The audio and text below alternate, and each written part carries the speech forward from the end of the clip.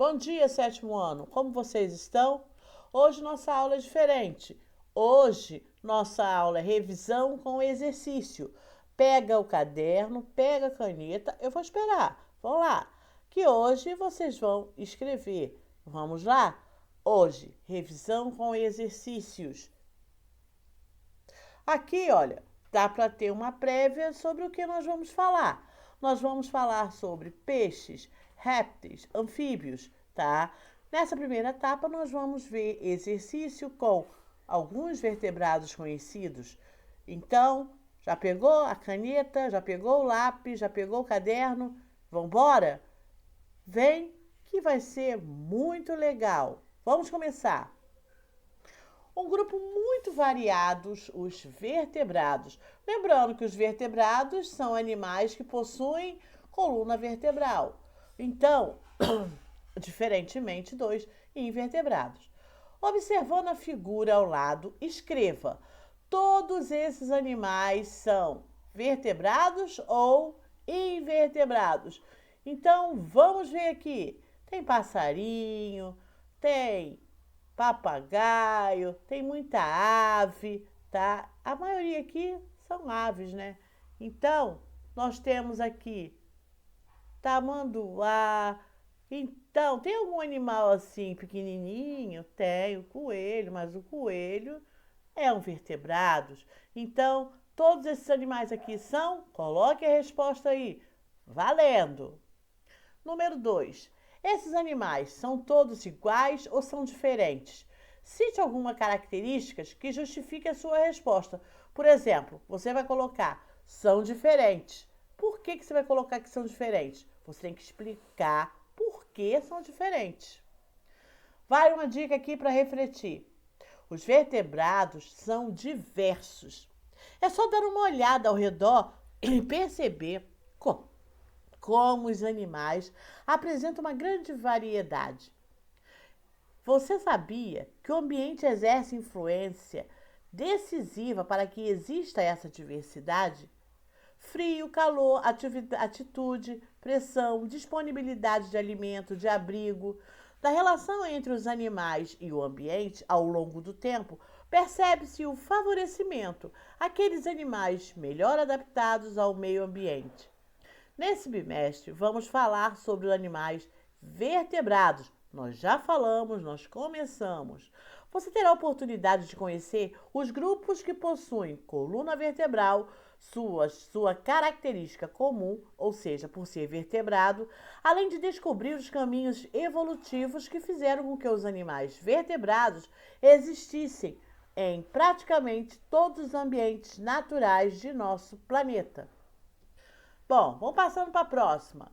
Os animais vertebrados são classificados em peixes, anfíbios, répteis, aves e mamíferos, certo? Certíssimo. Cada um dessas classes tem uma origem comum. Veja o esquema ao lado e explique como era o primeiro vertebrado. Lembre-se de que o organismo mais antigo está embaixo do esquema. Então, vamos lá. Você acertou quando percebeu que o primeiro vertebrado devia ser um peixe e que não tinha mandíbula, portanto, não podia mastigar ou agarrar o alimento. Eles sugavam o leite do ambiente. Estranho, não é mesmo? E no alto da nossa árvore evolutiva, que grupos podem ser observados? As aves e os mamíferos são a classe mais recente da história evolutiva. Vamos ver aqui a nossa árvore aqui. Começando aqui, ó. Isso daqui é um peixe, tá? Aqui também, ó. Outro peixe cartilaginosos, né? Esse aqui também é outro peixe, ó. Mais outro peixe. Dos peixes, a gente passa para os anfíbios. Os anfíbios, sapo, rã, perereca. Do sapo, da rã, da perereca, nós vamos para os répteis. Por quê? Aqui, ó, os peixes, 1, 2, 3, eles viviam onde? Na água. A partir dos anfíbios, eles deixam de pertencer apenas à água e passam também a pertencer à terra, tá? Só que todos até aqui dependem da água para se reproduzir. E veio os répteis. Os répteis, a partir daqui, eles não dependem mais da água para sobreviver. Eles podem, para sobreviver, não. Eles não dependem mais da água para se reproduzir, tá? Os anfíbios dependiam da água, os peixes dependiam da água. A partir dos répteis, eles não dependem mais da água para se reproduzir. Por quê? Eles passam a pôr ovos, assim como as nossas amigas aves. As aves também põem ovos, mais uma evolução. E aqui os mamíferos, que nós vamos ver daqui a pouco também. Bom, os primeiros vertebrados eram aquáticos e depois, com o passar do tempo, os vertebrados conquistaram a terra firme. Isso aí, muito bem. Bom, como já vimos anteriormente, os vertebrados são bastante diversos. Suas características são diretamente relacionadas ao ambiente que vivem. Vamos observar as imagens com atenção. Vamos lá. Aqui, ó, o que é isso aqui? Um urso, um leão e aqui eu acho que é uma jaguatirica, tá? Bom, pelagem grossa, que é igual ao frio. Tem uma pelagem grossa que suporta o frio. Tente explicar a relação entre as características do animal e a característica do ambiente. Anote suas conclusões e compartilhe com os colegas. A gente vai compartilhar isso no Classroom. Cor do pelo do leão e cor da savana. Ou seja, ele se mistura a cor da savana e passa, às vezes, despercebido. Tamanho da orelha... Ah, é uma raposa, tá? Tamanho da orelha da raposa, caça no deserto. O tamanho da orelha da raposa, que é igual a caça no deserto. Os animais precisam se esconder do meio ambiente, se proteger do frio, com pelo grosso, ouvir bem para poder caçar. Então, o que isso tem a ver com essas características? Vamos pensar, vamos lembrar lá do nosso estudo lá, tá? Os grupos vertebrados. Você já percebeu que o habitat o local onde eles vivem, exerce uma influência na diversidade apresentada entre os animais? Então, que tal escrever um pouco sobre isso? O tema deve ser o habitat e o tempo. E a diversidade, o habitat, o tempo e a diversidade desses animais. Faça um pequeno texto que explique a importância dessa relação. Vamos exercitar a capacidade de colocar no papel as suas ideias. Você está muito tempo parado, né? Vamos fazer de conta que a gente está lá na sala de aula e isso daqui é o quadro lá. Já sabemos que os animais que vivem no frio possuem uma pelagem grossa que permite sua sobrevivência nesse ambiente. Por outro lado, animais que vivem no deserto possuem um jeito especial de não perder água com facilidade. Os animais vertebrados são diversos na aparência nos locais onde vivem nos hábitos alimentares. De que se alimentam os vertebrados? Como se alimentam? Um boi, uma onça, um urubu. De um modo geral, podemos classificar os animais em 3 tipos básicos, segundo a sua forma de alimentação: herbívoros, carnívoros e onívoros. Lembrando, herbívoros são os que comem plantas. Falou certo quem falou plantas. Complete os itens abaixo com a ajuda do seu professor, que estou aqui, pesquisando no seu livro didático ou acervo da sala de aula. Só lembrando que vocês estão em quarentena e tem também um outro amiguinho aí, o nosso amiguinho Google. Herbívoros, carnívoros e onívoros. Quem será que é o onívoro? Quem será que é o carnívoro e o herbívoro? Outros termos também podem ser usados para definir forma de alimentação dos animais, como, por exemplo, os insetívoros, que, como o próprio nome diz, se alimentam de... Quem falou mais alto ganhou. Insetos. Habitat e nutrição. Depois do animal se alimentar, o corpo utiliza os nutrientes e a energia que existem nos alimentos para que possa realizar suas atividades. Também, nesse momento, são produzidas substâncias nocivas, os excretas. Assim como os vertebrados precisam eliminar substâncias nocivas do seu corpo. Os principais tipos de excretas produzidos são a amônia, a ureia e o ácido úrico. A amônia, altamente tóxica e necessita da água para ser eliminada. Ureia. Também é tóxica e solúvel em água. Para ser eliminada, necessita de uma quantidade menor de água em relação à amônia. Ácido úrico, tóxico e também solúvel em água. Lembre-se de que você já viu isso no bimestre passado, ou, mais precisamente, há algumas semanas. Forma de alimento. Os herbívoros se alimentam exclusivamente de vegetal, carnívoro exclusivamente de outros animais, de carne, e onívoros se alimentam de tanto de vegetal quanto de animais. Vocês vão dividir esse grupo aí, olha, tá dividido. Os peixes ósseos excretam amônia, os peixes cartilaginosos, não, ureia, os anfíbios, ureia, os répteis, ureias, os mamíferos, ureias. Os répteis, lagartos e cobra, ácido úrico, e as aves, ácido úrico. Só lembrando que as aves é ácido úrico junto com urina. Agora um desafio. Fazendo uma relação entre a disponibilidade de água no ambiente e a sua necessidade para eliminar a excreta, qual deve ser a associação correta? Ligue os desenhos aos termos abaixo. Então, tá muito molinho, né? Excreta formado, ureia, quem excreta ureia, quem excreta ácido úrico, quem excreta amônia.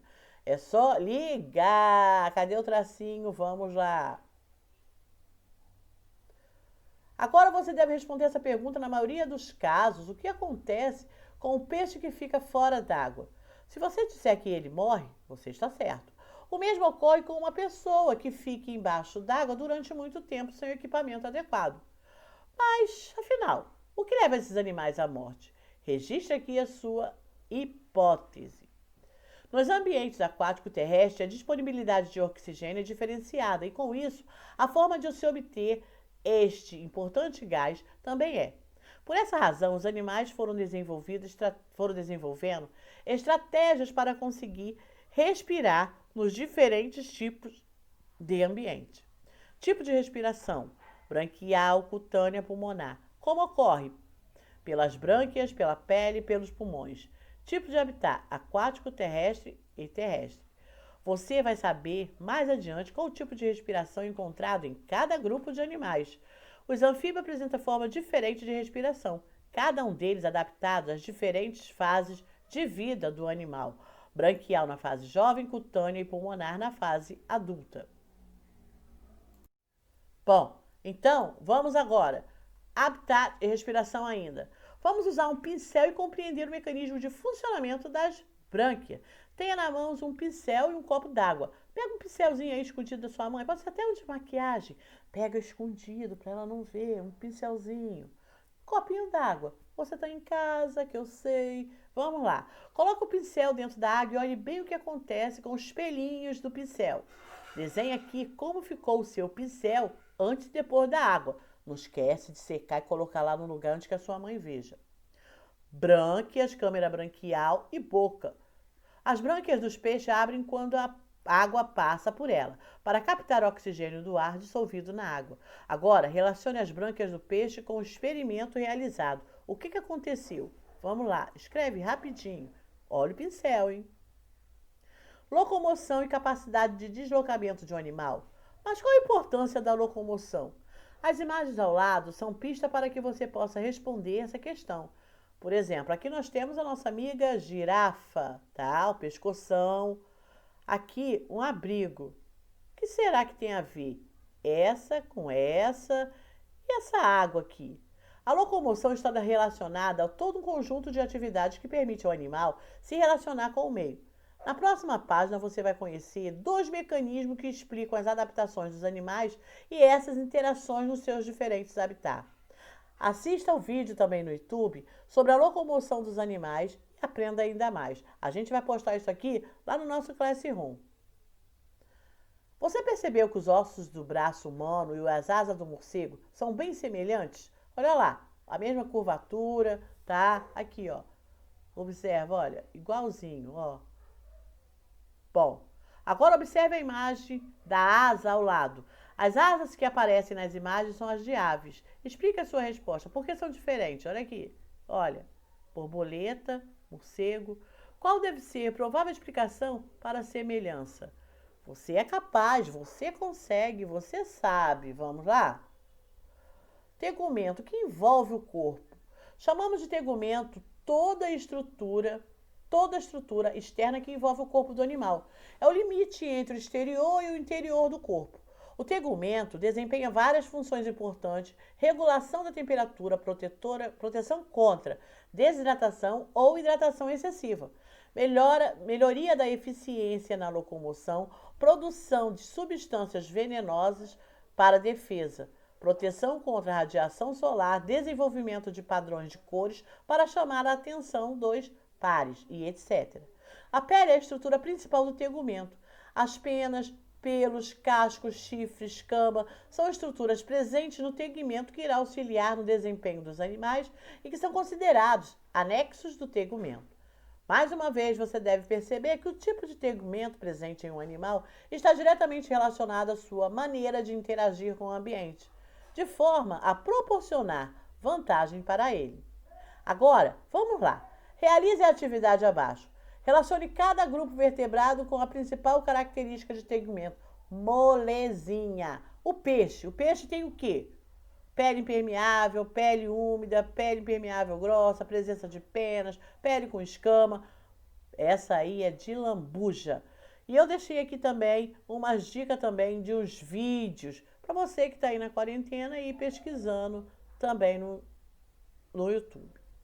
Vamos lá? A gente vai ficando por aqui. Isso daqui tá molezinha e a gente vai ter mais vídeo como esse. Faça tudo com muita atenção. Anote as dúvidas para tirá-las no Classroom.